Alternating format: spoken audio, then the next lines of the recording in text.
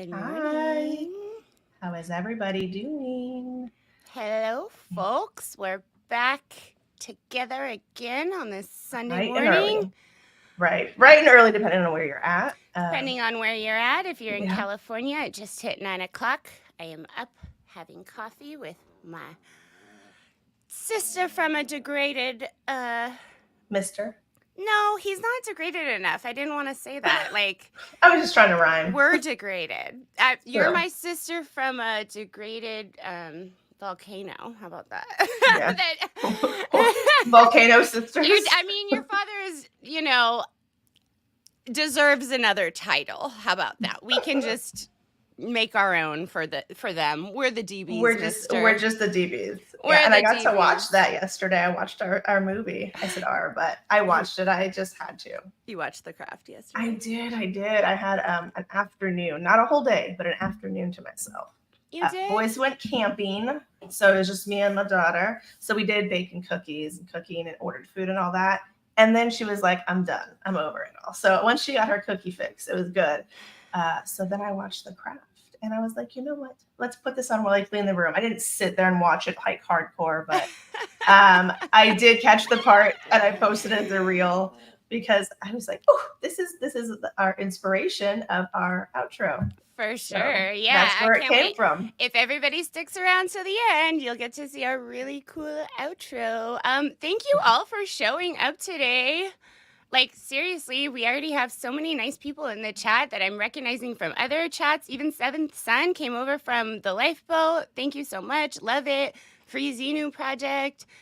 All these, Juliana's even here. All these wonderful people, too, who have been joining me for the Elvis cam over on the Gray Zone with Vanessa. It is literally, honestly, heartwarming that so many people just, like, keep Elvis on to sleep at night. And they'll leave comments such as, at hour 7, minute 5, he turns over. And I'm like, you guys are just... Oh, sorry for the distracting green screen. We decided to go old school today. We were just like, feeling ourselves. Yeah. Elysia, you watched The Craft yesterday. I got together with an old friend and just reminded myself where I came from. Isn't that showing. important to do sometimes? Yeah, it is. It is. Especially doing all this work and work on ourselves. And sometimes it can be complicated feelings. It's a long life. Right? You have a lot of good feelings. But then you're like, ooh, that still shouldn't have happened, even though we made the best of stuff. I mean, you shouldn't have been Hubbard College and going into debt, and I shouldn't have been at Delphi babysitting instead of in school. I mean, there's just some stuff that's just a little strange, a little different. I've been thinking about Hubbard College lately. And you have much more of a background than I do, but I was actually considering, because Jeff has all those like files of just in general, has like the actual documentation of things. I want to ask him if he has things about that time period of just when I was there as a teenager and doing the associate's degree and all that. It might be a good idea. That would be really interesting, actually. Just to honestly. See. Yeah. Even if it's just for you to like look at and like dive into, that would be interesting. It's just each time I don't know, it's been 6 months and I'm starting to feel like some of the things that we were leaving out on purpose just because we weren't ready. Like, I don't know, I'm just kind of not as protective of the trauma anymore. I don't know if that makes sense, or the people who were there, because they're not bad people, it's just the organization and the structure of what's going on right now. So it's been a challenge, but getting back to our roots and just making jokes about things as our way to get through, and remembering that it doesn't fucking matter because you got your buddies. Yeah. Right? The ones that understand similarities and the same like strange things, which is good, because I, for one, definitely did not tell so many people. Like most of my friends had no idea about that part of my life. It's just so strange. If people are there, not only something you don't want to talk about, but other kids, like usually when you have siblings, they're witnessing what's going on in your family. There's other kids at school or in your life too who we were all at the same campuses. You know, we were at that big joint campus where there were hundreds of Scientology kids, and you were So walking many. by, and Hmm. I was walking by, and then this person walked by, and we all had a different experience Hmm. going to the graduation every Friday. And it literally is like having connections with those people who were there at that time period, because at the time we just didn't think it was that big of a deal. And now it's 20 years later, and it's like having someone say to you, like, So yeah, I different. remember that. Like, how was that? Or do you want to like Hmm. laugh about that? Because that was silly. Yeah. Or having somebody Yeah. say, I'm sorry for acting that way. It could Yeah. just be a Hmm. change, you Right. know? Because we were all in a very strange world, and so that's why I try not to. I try not to. We have memories of like the nice kids that were in the same scenario, and then the ones that were not so nice. But it's hard to even say that they were not nice because maybe they were just having a different reaction earlier on. Like anger is totally part of the healing journey, and it's Totally. healthy and it's okay, and I mean, it's a child lot for people to development, not handle. only that, but think about all of us Oh yeah. going through all of the different phases. And then we Right. were actually trying to, like, we didn't have adulting parents in the way of like maturity. So we were already trying to be, I don't know, adults at such a young age. We And were, then yeah, we were pretty blaming much each other. little Like, adults. there's a lot of things that kids kind of have to go through for development so that we Hmm. learn that Yeah. we're not I mean, they how to do it act. anyway. Right. Like even in the regular world, kids have some of this. Always. It's just on steroids in certain specific areas. Like And no we were guidance. blamed, like blaming was such a big thing in the Scientology world, right? Like somebody had to be held accountable for Yeah. something, even if it was the smallest, most not significant thing, which is sad because if you think about like young kids who are growing up in the same area or like cadets and stuff like that. Because I think of like Mojave, like all the kids would be so rowdy, and I was Yeah. rowdy, so it didn't bother me that they were rowdy Yeah. because I have brothers. Like whatever, you want to wrestle, let's go. Yeah. But they had so much underneath anger that they had, and Well, sadness, and that's being so, it's being just like, mm, can they talk about it with someone who no. cares? They won't, Then, huh? then no. I don't really. I They only still talked to won't, one. probably. Probably, they probably won't. I don't Then, know. I don't yeah. know. I'm in contact with only one person from my Mojave time, and it's someone that you know. That's it. Oh, okay. That's it. I don't know where anybody else really went or like I'm what the trying to heck. think right now because I know a few people who were there at that same time, and I don't actually know where they went either. Yeah, I just have no clue, and I don't know if they're just like in the Sea Org or if they're I don't think so. I think public or they're just just, living no, no, no. life I think a lot of people are out here living life, and we're and out just here being to quiet. say, yeah, we're Yeah, out here to yeah, say, don't just live life. Come on here and chat with us. Like, yeah, we yeah, will, yeah, we will be happy to talk with you, and yeah. also more than happy because now we have like other people saying you all that was Mhm. real, and Yeah. sometimes it's a challenge after leaving that fake sphere Yeah, the of, pretend community, yeah, the right? Because I pretend think world. I think it's sad. A lot of the kids wanted the community.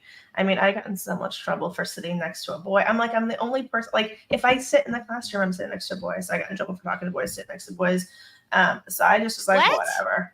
Yeah, For sitting next to boys yeah, yeah, for at talking to Mojave? boys. Yes, it was What were called you supposed to promiscuous. do? It was a co-ed school. Well, that was my point. So then I rebelled and went back in my dorm, and then they finally were like, "Do you want to come out?" And I was like, "No." Because I'm in trouble for not being a part of the group. I'm in trouble for being a part of the group. So it was just like a damned if you do, damned if you don't. It was just really like a stupid situation. And I was the only girl there at that time in that campus. So unless we were at the main campus, there was other girls. But at my farm, which is where you start off, which is where the shittiest of the shitty, we got to You work our way know, up. may I It's so wild. tell you a little story that I was reminded of yesterday Mm-hmm. about that and about the boys and the girls type thing.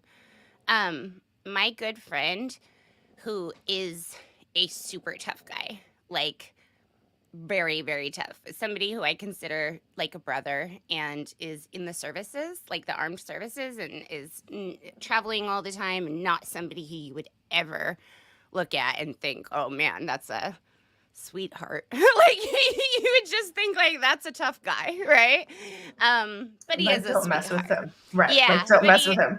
Yeah, but he is a sweetheart, and it's something that I think that I'm one of the only people who's privy to see, because I can consistently remember when he did have a sweetheart and he showed it to my best friend. And then I remember her kind of taking it, like, because we were just young and going through our own trauma, right? So she took it and she just like threw it on the floor and like put a cigarette out on it and stomped on it. And you know, I think we had that happen 18 times at that point. Yeah, no, like we had already, we just thought that was what happened. Like people just, you know, that was just what happens. That was normal relationship That was stuff. normal. It's just like what goes on with us little weird Sino kids. We all just date each other or something. It's very like incestual, but not It's a very related, small right? pool. Yeah. Yes. But oh my gosh, that's but so that interesting. being said, every time he tries to play tough guy with me, I just give him a look, and I'm like, like I see through you. Like I actually know the location that your heart was left, and I know you still have one. And I've pulled that out, and I've been like, no. I saw it sitting there at this location, this actual bar. It was on the floor, draining of blood. So don't ever pretend like that's not you. We went and resuscitated it. You're good. Because it's sad. Honestly, they totally end up kind of taking that for a long time. Yeah. Like, well, because they don't know anything different. Of and course, that's it's normal your first to love, them. just like me. Like my first love broke my heart too. And that's freaking a challenge, you know, when you're like, but and love is so important when you don't have a whole lot other like to look forward to. I don't know. I always like started daydreaming about like having such a intense love as a teenager, but as an escape. Like as a mental escape, you know, like I was like, I just want to boyfriend. And it's funny because I've only dated one Scientology kid. That's it. Really? That's actually really, yeah, just one. I dated a boy at Mojave in hopes to get kicked out. I dated a boy in hopes of not getting in trouble. I dated a boy in hopes of getting kicked out because that was one of their big rules, right? And I had heard stories. This is from our former friend, or our friend now, that she went there before I went there. You know who I'm talking about. Okay. I'll tell you later. But she went there before and she kissed a boy, and it was at 2D. And so she got kicked out. And I had heard rumors that, like, you know, I tried everything. I was like, how do I get out of this shithole? I thought about running away, but I was like, that might not end good. I thought I was going to get schmurdered and end up on the highway. You know, as a 14-year-old, this is where my mind went. I was like, there's just random truckers, but there's not much out here. And I'm only laughing because you said schmurda, like Bobby Schmurda, and we literally have a bad response to trauma. We just listen to hip hop music instead. Welcome to our brain. Welcome to our brains. To the trap house. Trapping all day long. With our volcanoes by the pool. Our volcanoes are popping, and we're just, going. We're over here to give you some unfortunate. You'll feel better about your life if you listen to this. I promise we'll get a green screen.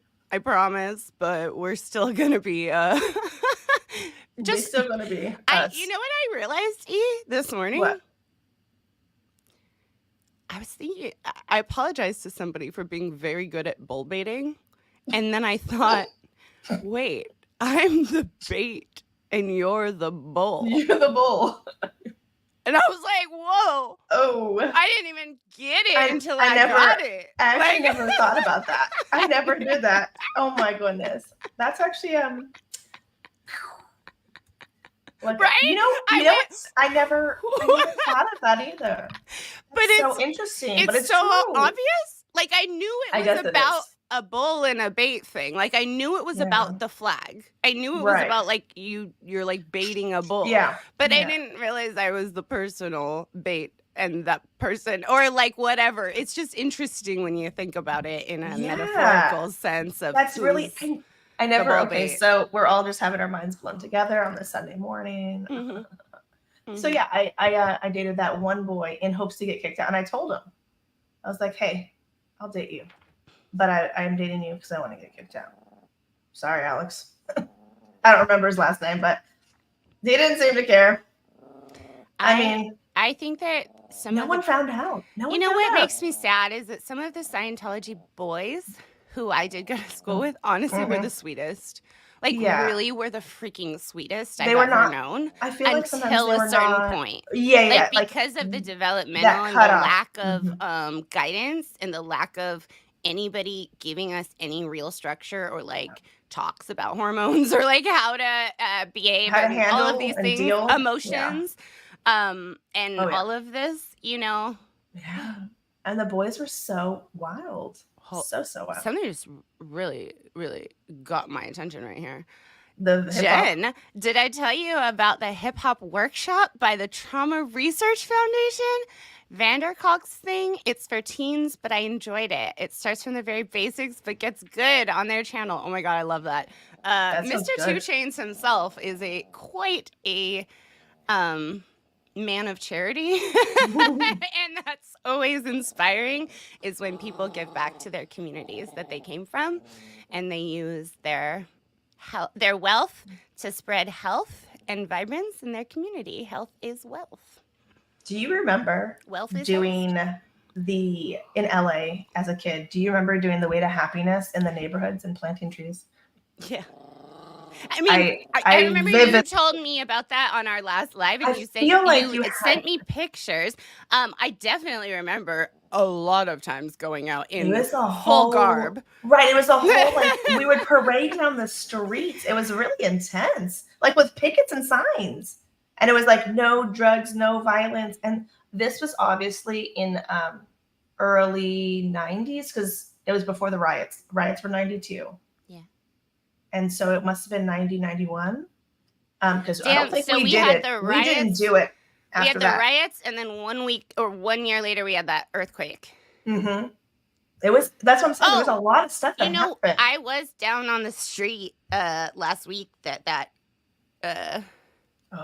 when I was living for the 90, was it 93 or 94? The Northridge? 94? I don't know. Maybe 94. Maybe 94? Yeah. That was a big one. I slept through that. You slept through that? Bro, I peed my pants till I was 13. I slept through everything. Bro, my father woke me up and like scooped me up and ran me to the street. And all the Sea Org members were out there from CC already. Mm-hmm. And the whole apartment thing had evacuated.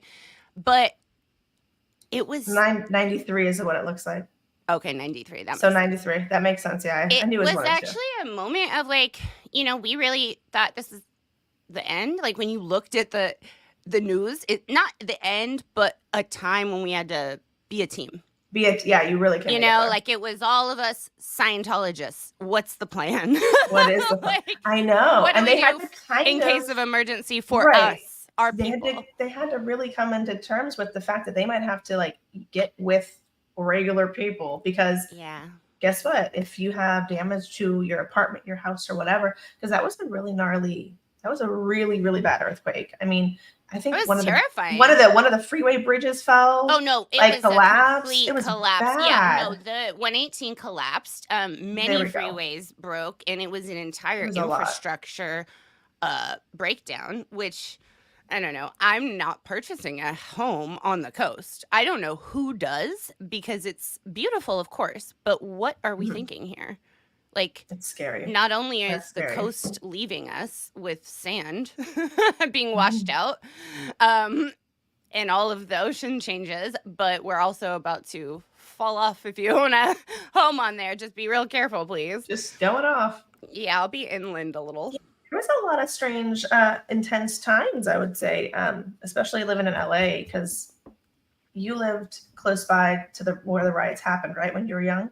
Were you near like inner LA? I Actually, you was. know what's interesting is I was living in Pacoima, and Rodney King was assaulted right down the street, Right. but the riots didn't break out right there in Silmar where we are.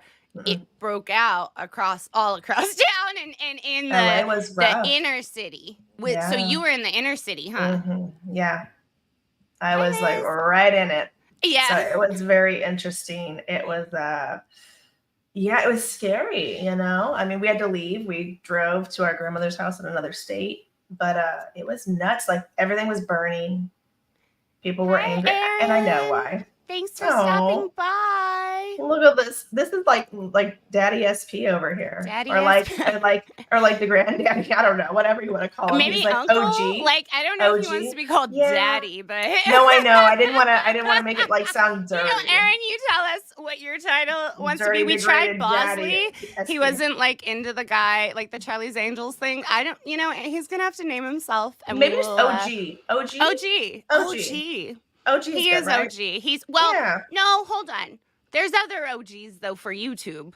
There are that's true. there That's are quite a few OGs for our community. So true. OG uncle. maybe Something. I don't know. OGSPTV, like Pimp Daddy. Okay, fine. You called it.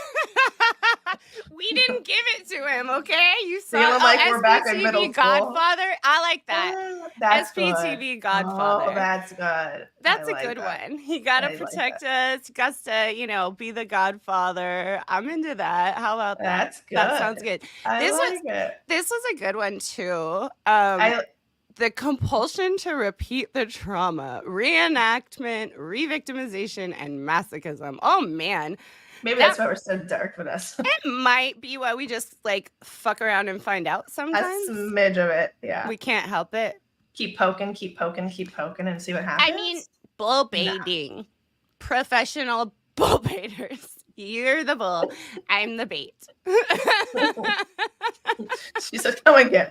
Come on. Yeah, no wonder they call us feral witches. I know. I was just going to say, it's kind of true. Like, all this funny little harassment, I'm like, guys, this is not really doing much. It's almost comical. I'm like, the boys in 6th and 7th grade were meaner. Yo, that's a fact. And I was meaner. I'm not even kidding. I was just talking about yesterday how at a actual teen retreat, I had a thong pulled out of my suitcase and like hung as a flag. Like, and the only reason I had a thong was because I thought the guys would think it was cool. Like, I wasn't wearing it. They were just like, they wanted to like play with it, I think. Like, you're like, well, this is what we're doing. Yo, Scientology kids can be cruel, but we also like get the comedy in it. We are definitely comedic. We have to be, I think. We're not masochistic anymore. I think we've had to get sometimes on Saturdays, you know. I'm just kidding. Sometimes I can't. See you next Tuesday means we might be masochistic, like on Tuesdays. Smidge. Yeah, it always happens on a Tuesday. When that word comes out, we tend to be a little masochistic. Yeah. In the nicest, bubbliest little way. I'm eating a banana. I'm trying to be Jackson when he got the pizza delivered on camera. Oh, that's funny. That was honestly the coolest thing I've ever seen on SPTV. It was the coolest thing I've ever seen. That man had a pizza delivered on live. Like, hey guys, hold on. And then just goes and gets it and like walks back in with a pizza. And you know what? Pizza is pizza. Money is time. Time is money, and money is pizza. Pizza is power. Pizza is power.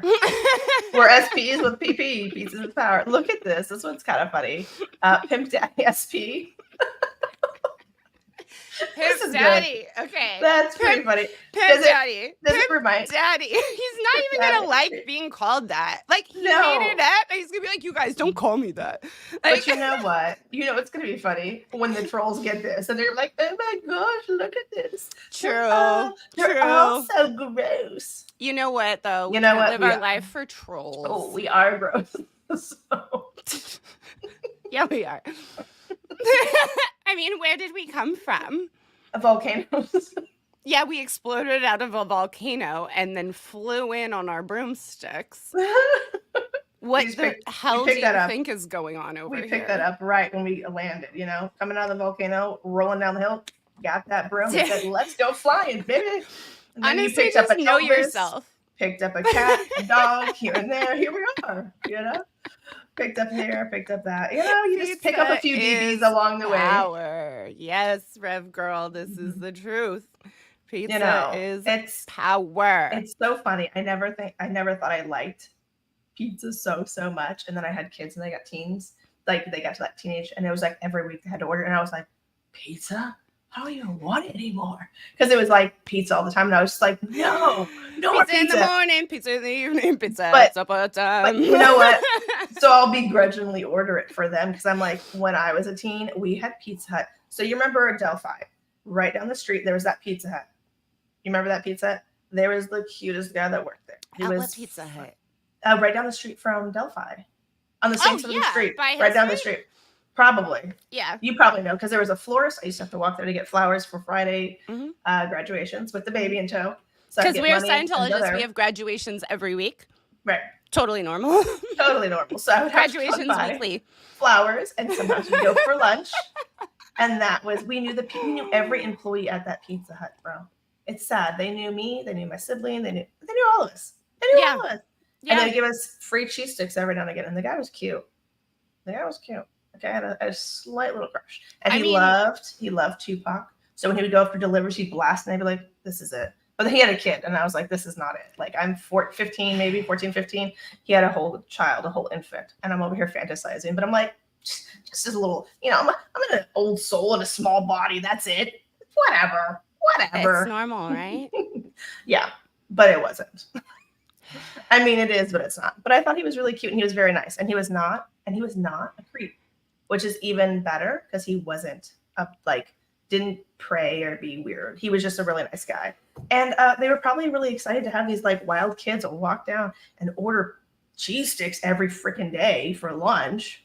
We were there so they often. thought, no, here's the deal. We have to paint the picture for the actual people that don't have the picture with us. So they were worried about us, the community.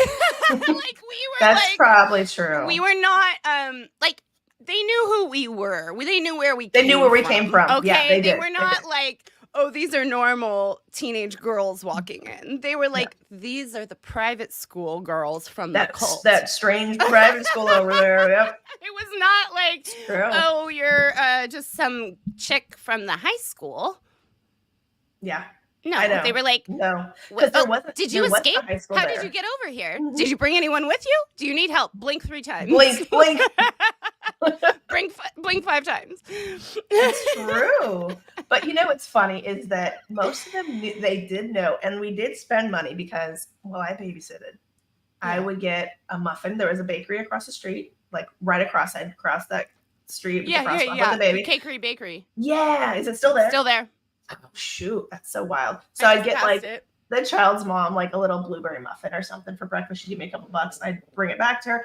I would just be walking all up and down these streets. So most people would be like honking and like, and I'd be like, or people would look at me and judge. I'd be like, if you only knew, bro, I am not a 15-year-old with a child. Wait. It's worse. But wait, it's worse. They let us go to C's Candy or the Cakery Bakery or the park to do tone scale spotting drills. Oh my gosh. So we were, I know that's why when you'd see us there, that would be why we were there during course time, is because we could finally get to the end of the ethics book or something.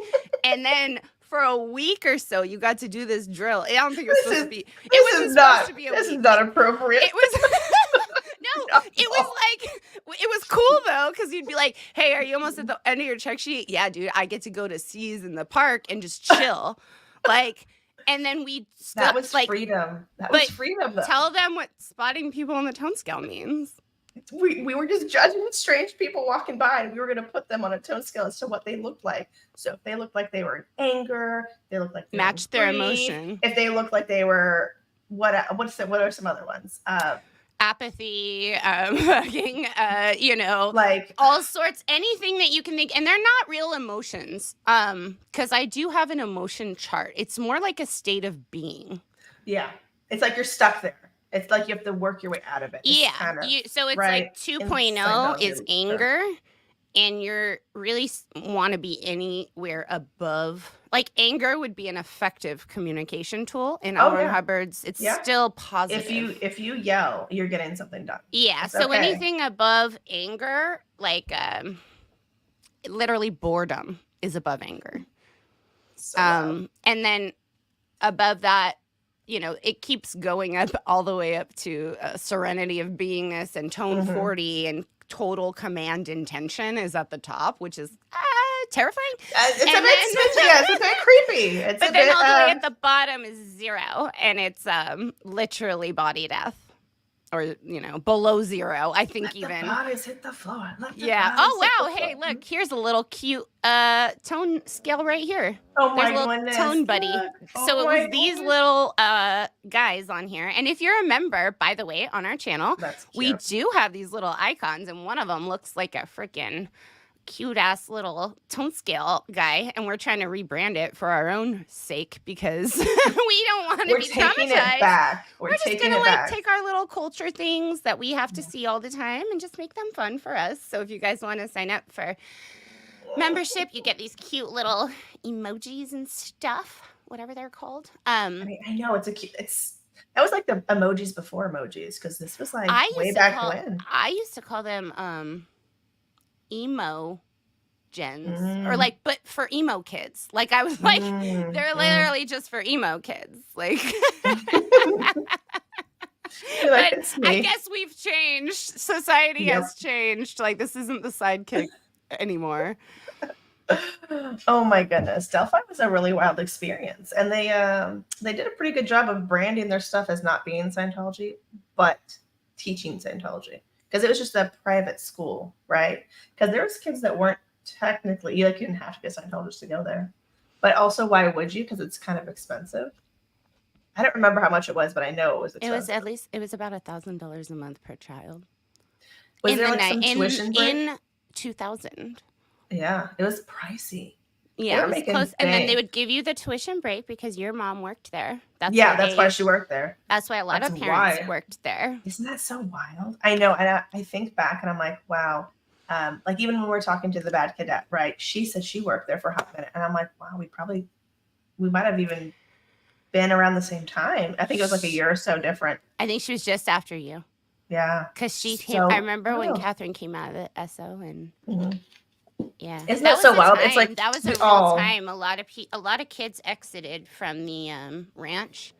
Like Lara. And, they were all of age, Lara right? Had, gone into the Sea Org. A lot of people had gone into the Sea Org and then were coming out. And they had, sorry for the distraction back here. We had to do old school, you guys. Just make our volcanoes show today. Erupt. We had to erupt today. We had to erupt.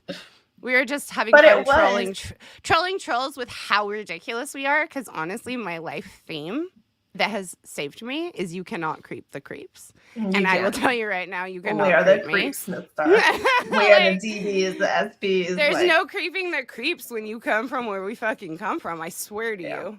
Yeah. It doesn't scare us. Our mind is scarier. Our upbringing was scarier. Yo, our lives are scarier. So if you can deal with reality. Elvis is scarier. Like what? Come on. I almost just got bit, yo. This is a dog I keep on my lap for fun.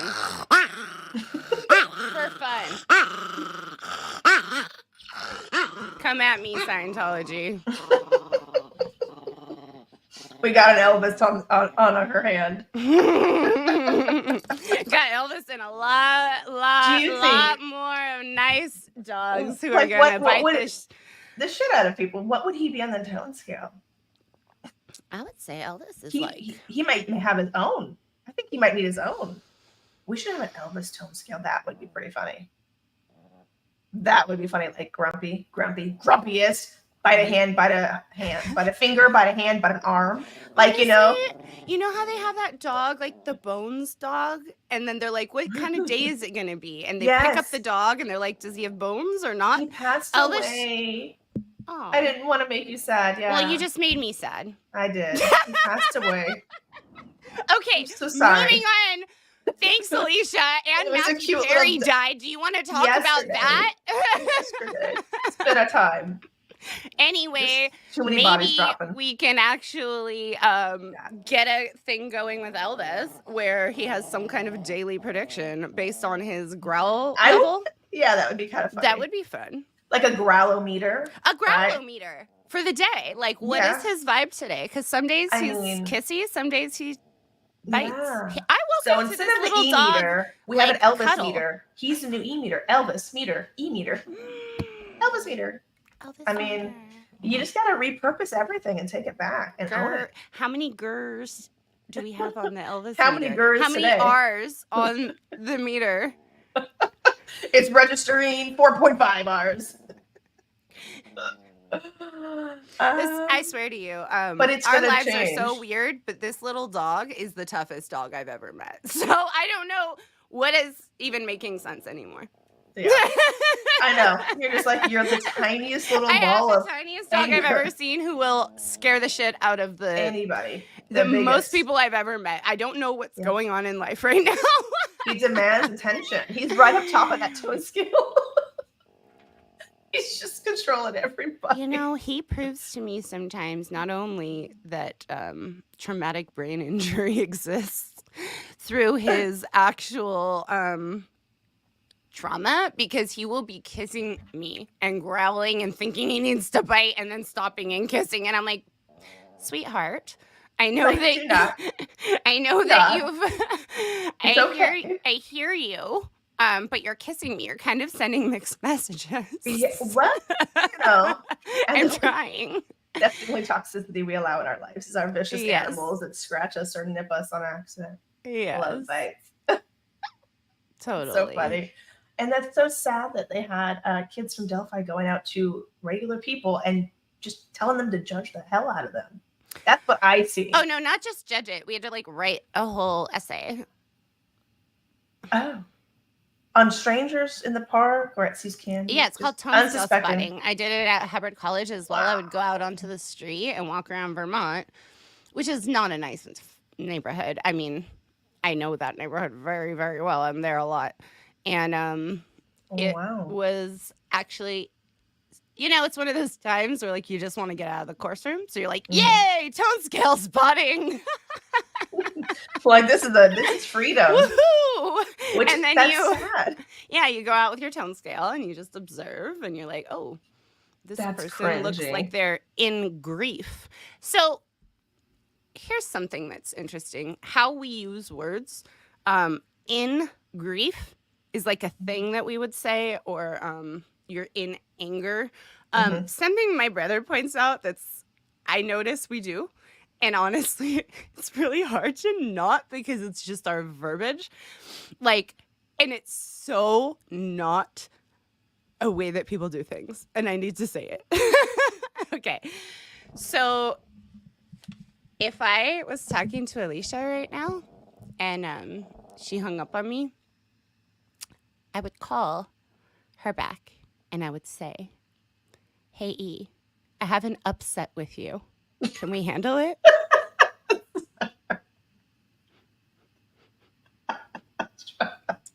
I have one. It's the creepiest thing. Why? Can we talk about which it is that's broken? The A, the R, or the C? Which one is out? Which one is broken? Is it the A for affinity, the R for reality, or the C for communication? This is so cringy. No. It's cringier when you pick one and then they go down the list. And then on the cans and they're like, was it a break-in? Was it over affinity? Was it under affinity? Was it enforced infinity? Enforced infinity? Rejected affinity? Was it? And then when it reads, they go, thank you. I would like to indicate it was rejected affinity. And then you're like, oh, I feel so much better now that my upset is gone. Oh, that's so weird. So spooky, huh? Why? And this is like how a lot of parents would parent too. Oh, My parents didn't do that. No, I don't think they did that. I don't think didn't they ask did that. you had an ARC break? Well, they probably did that, but we didn't go down the A or the R or the C and then like down. So that was on the cans. Okay, I never did. So before you start a session, before you start any session, they have to run your rudiments, and they make they call it flying your rudes. Ooh, yes, I've heard that. It's really cool. Yeah. Fly my rudes and then fly me to the moon. I've heard young kids and say back that. because I get lifted. I'm like literally listening to too much Half Baked lately because that's why this shit is so fucking dumb. I just cannot like do anything other than laugh at other things because it's so when they're flying our rudes, not flying us to the moon, they're flying our rudes. They go down the list and they're like, have you eaten? Have you drank water? Have you drank any alcohol in the last however long? They make sure that you have done everything correctly to have like a legal session and you're not an illegal PC, which is what it's called. They call you legal or illegal. So if you're an illegal PC, you can't go in, whatever.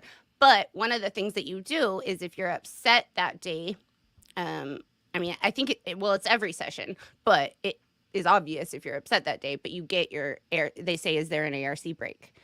And I would always hope that there wasn't, that it wouldn't read because you just waste so much time. Then you have to go down through the A, the R, the C. You have to tell them about it. And then you have to talk about what happened and then talk about if it was which break it was. And then also what you've done to somebody else similarly. Until you get to a point of a good, rudes is where you're like flat. Yeah. Then you get to a point, no, not even just flat. Yeah, flat, but like your needles kind of no charge, floating a little, and then all right, then this is the session, and then you're really there and you're starting it, but you don't get to start the session until your rudiments are in. Ooh. Interesting. I mean, I have heard that. I've just never done sessions. So that's like the intro stuff in Scientology, all the books, like the intro, you'll learn about the ARC triangle in Introduction to Scientology, the very first white one. We got a little gang over there. Oh, we got throwing up our signs. You'll learn about our sign. Our sign. This is where we came from. Like you should do an ARC triangle and put Elvis's face in the middle. That would be a cute little sticker. ARC. I don't know if we have to claim triangles. I mean, if we want to, we can. Some days we do. We've done it twice. This is the second time. So it's like, you know what? Mediocre. I'm claiming infinity symbols. I do like infinity symbols, and it's sad that Scientology kind of took that because infinity is like a nice, cute little whatever thought idea. Yeah. You know, and I like the symbol. You know, yeah, I do like the symbol. So like, question: didn't DM have ranches closed and stuff the kids in the Sea Org and CMO at Flag partly? I believe so, but those are it's what we saw at the time. The ranches were not allowed to be around anymore, obviously, because there are a lot of things that were like neglect, and there were people who were not certified in childcare, taking care of a bunch of children while their parents were working nonstop, and then the parents would have to come out, make bus trips, and if they got their stats up, like CSW to see their children, stuff like that. So I do know that it was shut down for PR purposes, I'm sure. Yeah. And I wonder if it was actually shut down or just moved. Mojave moved more than once. Well, so Mojave is for public, and I believe that their question is about Sea Org ranches. Yeah. So Mojave and a California ranch school are both public schools that you can accredited. Mace Kingsley Ranch School are all public schools. They all are ranches, but they're what is the word for it? It's a private boarding school. It's as supposed to be opposed to secular, but it's not secular. it's like it's open to anybody if I you mean, want to it pay, is, I guess, whatever. But right? it's a way to get your kid Scientology schooling, but Yeah. not. So it's actually like really more Yeah. prestigious than we're making it sound. Like if you go to the ranch, it's like in our community, it would have been something for our parents to be like, yeah, my kid's at the ranch. Like it wasn't necessarily like It they're being wasn't sent bad. to No. boarding camp. But in this ranch, what they're discussing is the Sea Org ranches, which is where the children were sent, Like right? the cadets, yeah. Yeah, and then so like Lara or a lot of other Catherine. people who, maybe there's other people who want to speak to this who actually have that experience, because Lara's done incredible videos about like just showing the photos and really that's such an experience that I don't even know anything about, other than that those children who became adults in there or afterwards when they got out, they're really bonded. And I spent a lot of time with them as teens, and it's just a really interesting subculture of the way we grew up, where you're just certain factions of us bonded really hard. Yeah. You know? Yeah. This one was cool. The Gray Zone. Vianney, did you sometimes feel like you were going through Groundhog Day, like the movie, like every day was the same and you had to keep trying it over? Yeah. Especially in Mojave, because it was the same routine every day. 10 days straight for school, 4 days off, and we got to be wild party animals. We got to have sugar. That's what it meant to be wild. I got to listen to music because someone had a boombox. So we put on some talent shows. Those poor kids, deprived. They were so deprived. We couldn't listen to music, radio, TV. I think this is a question too, just in general. Like, what about you for emotion? Yeah, like when you're a kid, like not just for the ranch, but like, did you feel like you were going sometimes? Yeah, I think there's periods of times when, maybe more or less when it was like kind of numbing or overwhelming, and like you kind of disassociate from life, and you're just like, just keep going, put one foot in front of the other. This can't last forever. Yeah.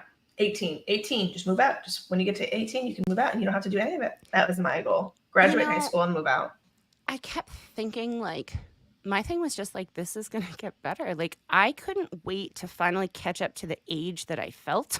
Like, my whole childhood was spent trying to convince people that I could, not whole childhood, but a lot of the end of it. And I was out of the house before 18 for sure for years. And so trying to finally or being able to have my date of age and like my birth date catch up with my soul was what I was really looking forward to. Like, why are y'all looking at me like a little girl? Because we had so much responsibility. We just didn't get to have that experience, like, of that I'm going to fuck around and not feel bad or just go to ethics, or like there was always that, back and forth of in our own heads of what was going to happen if we couldn't make mistakes. We couldn't make mistakes. And so I think that's the thing. But for me, I did feel like it was Groundhog Day until I actually was presented with the opportunity of you have to disconnect from this person or you're not going to be able to talk to me anymore. So I kept thinking like, well, I could just go between these worlds.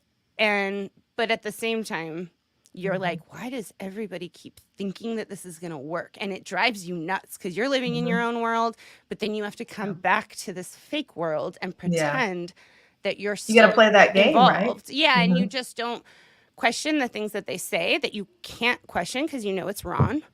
And you just listen and you try. The only way to talk to people who are Scientologists is to talk back to them in Scientology sometimes. So there's no getting away from it unless you get away from it. And it's really freaking sad, to be honest. It's sad because it's how we knew life. Yeah. Right? Yeah. And it's in depth. And you think, when I become an adult, I just don't have to do it myself. But then it's like, even if you just don't do it and you don't want to disconnect from somebody, then guess what? You're in trouble. You're disconnected from it. It's like, I could have spoken out 10 years ago and I didn't. Or I could have said something, And it's one of those things. It's like you walk on eggshells to appease others. And then once you were like, you know what? I don't need to walk on these eggshells or this hot lava spewing. I don't need to walk on it, right? And then you stop doing that. And then you realize all the people that fall away slowly, just or quickly, depending on who you are and how loud you are. And all the people that suddenly can't be around you, can't talk to you. And it's just very interesting. It's a world that we grow up in. I swear to you, that's why I'm here.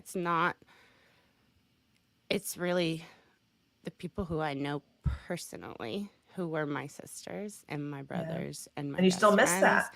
my mentors.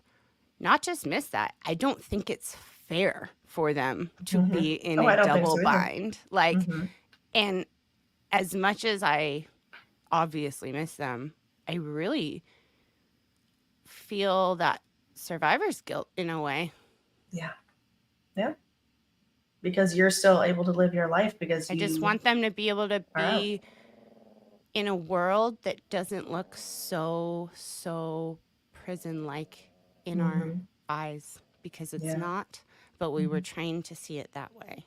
And if we can train ourselves to see it in a more beautiful way by being around the people who make it beautiful and really do it and really like put their foot on the ground, and they go volunteer with dogs, and they go protest, and they go stand up for survivors. Those people like you guys who we've never even met, who show up to help us, like, that is incredible. And y'all just need a little information, like, and you're ready to mobilize. Like, that's incredible. So why wouldn't we be able to share what happened to us? Not because it's fun always, but because we need y'all to help our friends and our family. And and also, how many people like didn't even get the chance to speak out because they're not here?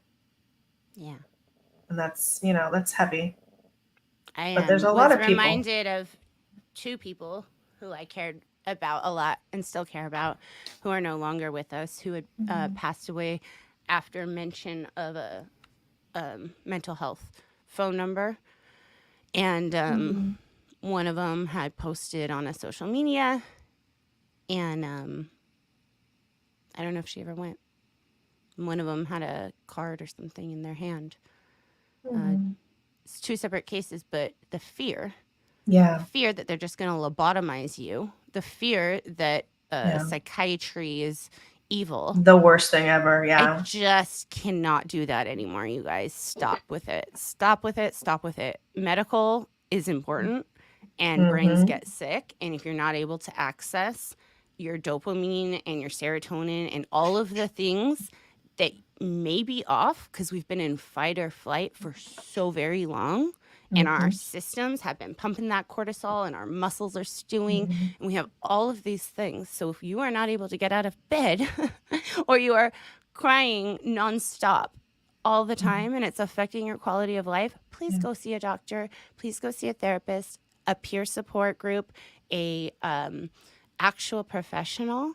Call 911 if you're ever in an emergency and you really just don't want to be there. Please do all of those things, because there's support systems out here. I didn't know, like, I thought if I was ever on the edge and I called 911, I really thought it would be worse for me to do that than just die. Didn't you? That's how it was kind of deemed. I mean, I've heard other people say that. I'll say that. I really thought. Oh, sorry, I forgot this dog was on my lap, and then I almost got a bite. That'll get you back into reality in present time. I was still quick. I still didn't get bit. Reflex is like a cat, y'all. A feral one. You gotta be. But yeah, so I really did think that until I learned that about the boundaries of what you can say to a therapist, because I needed to learn what I would need to report if somebody said something to me. So until I learned what I could say to a therapist, I was actually really afraid to talk about anything personal, because I thought that they were going to treat me like how Scientology does. Because if you are asked if you're suicidal, you actually are not okay. You're like pulled out of everything. You're fucking in trouble. Like, honestly, you're in trouble, basically. You're under watch 24/7. Well, not for me. For Scientology. It was if I mentioned any wanting to drop the body or anything, like they ask you that kind of stuff. And it would have not been watched because I'm public, but it would have been, you are no longer welcome. We need some actual FPRD, some repair auditing going on. We need, this is something is messed up in your case. So I think that's what had been happening for me for quite a while. They're like, this young woman is very depressed. Let's give her everything we can. Let's give her the good stuff. Let's take her back to the past lives. Let's give her the glory where she days. flourished. Yeah, where Let's she was let her flourishing live out her as some queen. her times and her last lives, and remember her ego. Isn't that so funny? That's so strange that that's how they try to pump us up, and that's what they think is going to be the antidote for being really sad. It's fucked. It's totally fucking. It's totally just putting a Band-Aid on something that needs. Well, fucking somebody sutures. wrote here, look, but watch out for those narcissists. So something that made me laugh is that when you read the definition of narcissist, or like narcissistic personality disorder, it's a whole spectrum. It's not just like, yeah, you're not yes, just R. It's a whole. Like there's a disorder, and then there's also a spectrum, right? Yeah. And then there's subclasses of different things and different symptoms. So what's comedy to me is actual studying like the DSM and knowing that the freaking valuable final product of Scientology is this exact definition of a narcissist. It's like somebody who just believes they're all powerful and that they can just control matter, space, time, and energy. They're just so powerful. They believe their delusions of grandeur. Like straight up, they're the snake oils themselves. And so to think that we weren't trained for that would be ridiculous. So to have to take that apart and then be like, oh, I don't want to be that, even though I was taught maybe that would be the right thing. And maybe I wasn't even doing all of it because I knew that that wasn't right. Right. But now let me see why. And then I can effectively not, hopefully, if that's what was grained into us. But you know what? Some of us is always going to be developed in a way that was like first dynamic, second dynamic, third dynamic, fourth dynamic, greatest good for the greatest number dynamics. And then you stop yourself and you go, that's not me anymore. Yeah. It's exhausting. It's exhausting. But then at a certain point, it will stop. Yeah. Isn't that wild? As long as we just keep living happy lives. Yeah. We got to find our own happiness. Here's a fun one. Not fun, but could be fun. Fun. Here's a fun one for fun us. one. Fun, you guys. Do you have an idea of the percentage? Are we having fun? Just say yes. Just say yes. Say yes now. Don't blink if you need help because you just got to say yes. So the question is, do you have an idea of the percent of second gens you know that are still in the cult? V might have a better number. I know more people that don't speak out but aren't necessarily active, but their parents or their family are in, so they just kind of live that limbo life where they don't do anything, they're not active, but they're not speaking out. That's what I know mainly.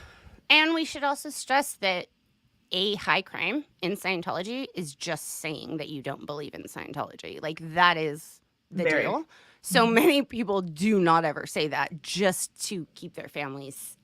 So sometimes we've been used to living this false reality where we can talk with people and have fake conversations because we know that they might be suffering, but they just can't tell us that they want to leave. So we can kind of talk in code a lot. Code talk. So that would be the only way you would know, right, E? Because it would have been through only parent, like people you were allowed to talk to because your parents still, like it has to be kosher, like it has to be like approved comm lines, right? So sometimes there's people who, like, I did not know. My mom was the one who told me that Danny Mustard blew and was just homeless now in New York and just being a DB. Oh, isn't that so strange? Because my mom used that same verbiage with homeless people in LA. Being DB, because like it's a choice. It's a choice, exactly. Which is why I used to always like point that out. I'm like Like even like my mom didn't remember. I was like, you were an asshole. You remember doing this? And she's like, what?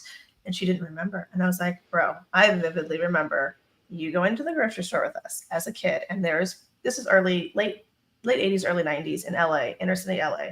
All right. There's lots of people on drugs. There was a huge epidemic. It was very sad. A lot of homeless people. And she would say that when she was like, oh, all these DBs over here. And I remember like as a kid, like I didn't understand because I felt sad for the people, right? Because like as a young kid, you're not understanding. And then when I got to be an adult and I'm like, oh my gosh, you were such a judgmental little shit. And she was laughing. She's like, was I really? And I was like, I promise you used to say this. Do you not remember? She goes, that's not very nice. I said, yeah, I know, Mom. That was a real dick move. Like, and so I would tell her, like, you're so mean. And she didn't really even realize that she was doing that. But that's when she was more heavily into the Scientology-ness. So it makes sense as to why she'd be using the verbiage like that and just Am I frozen? People. Now you're back. Yeah, you're back a little bit. You came back and froze again. Oh, man. Well, you know, I know you have to go. I do. And we're at an hour, so I know. So I might as well not try to come back in and all this stuff. Right. Why don't you hit the outro and we just say goodbye to all of our lovely friends and thank you for freaking joining us today. Right. We'll have another chat soon. We'll talk about other wild stuff. Okay, this is so fun. Stuff. You know what? Would you mind? I can't even see the screen anymore if you can still hear me, but will you read out that really cool comment? I liked it about the master. I saw that. There was 3 parts. Because I was just talking about that movie, The Master, so I like hearing this comment because it's like actually interesting. Wait. Okay, so I'm going to read the first one and then the second one because I think it's part 2. I think it's 3. I think I saw 3 before I just lost everything. Yeah. So comment 1. Many people have alluded to this. Look at LRH as having a game of a goal. He is the master of the game, now DM. OT levels are the players. Other Scientologists are the pieces. And then second part, the goal of the game is to make money for the game master. Yeah. You tell the player's rules incrementally. You never let the pieces know the rules. And the game master, third part, the game master makes the rules but don't have to follow any. Yeah. Yeah. Ain't that the truth? Yeah, that's very true. I like that kind of wisdom. It's always helpful to put things in perspective. Yeah, for sure. Yeah. So playing games is, it's sad because I know that people didn't sign up thinking that was part of it. They got duped into this. I always find it ironic when a lot of guys will be like, women just like to play games. At least I've been told this a lot. And I'm always like, I think you guys are the ones that like the games, to be quite honest. You got to have a chick who can play games with you sometimes to keep you interested. And that's on mentally you, buddy. Stimulated. But me too. Fair enough. Fair enough. You got me. Fair enough. You got me. All right. Well, thanks everybody for hanging with us. We'll see you sometime soon. And enjoy your Sunday. Have a great day, everybody. Bye. Bye. You girls watch out for those DBs. We are the DBs, mister.